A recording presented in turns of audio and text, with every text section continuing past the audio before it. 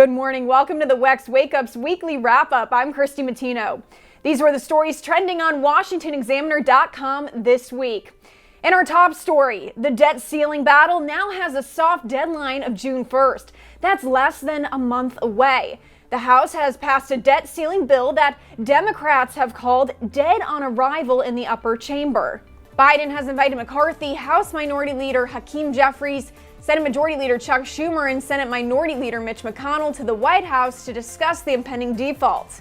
Washington Examiner White House reporter Hasten Willis tells us the Biden administration still doesn't seem to be in a compromising mood. President Joe Biden and House Speaker Kevin McCarthy have agreed to meet on May 9th over raising the debt ceiling.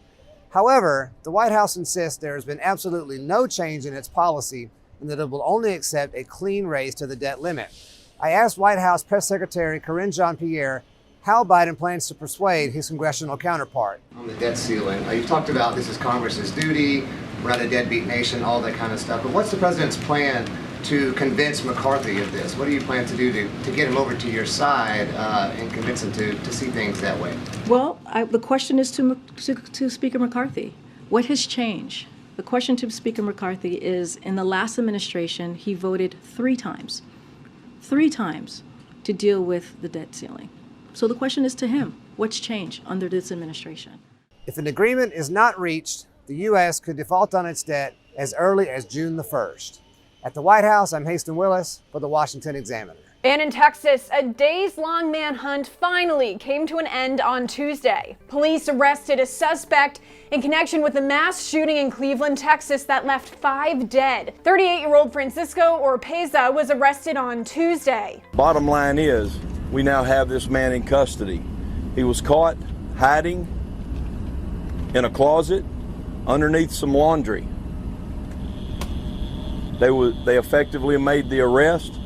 He is uninjured, and he is currently being taken to my facility in Cold Springs.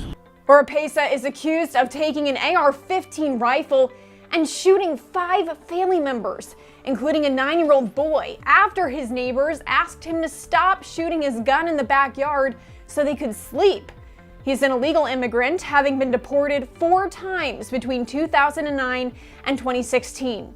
Oropeza is being charged with 5 counts of murder and being held on a $5 million bond. And that's a wrap. The Writers Guild of America failed to reach a deal with studios, leaving the future of movies and television up in the air. After the first Hollywood writer's strike in 15 years began on Tuesday, the board of directors of the Guild made the decision to strike after 6 weeks of negotiating with Netflix, Amazon, Apple, Disney, and other major entertainment corporations. Writers have been vying for a larger percentage of profit from streaming platforms.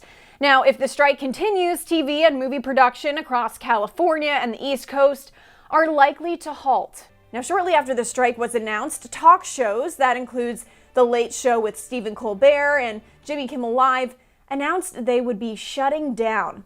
The WGA represents over 11,000 unionized screenwriters. And that's the news on the WEX Wakeup's weekly wrap-up. Be sure to follow us online and on social media so you stay in the know of all the headlines in politics, Monday through Friday at 8 a.m.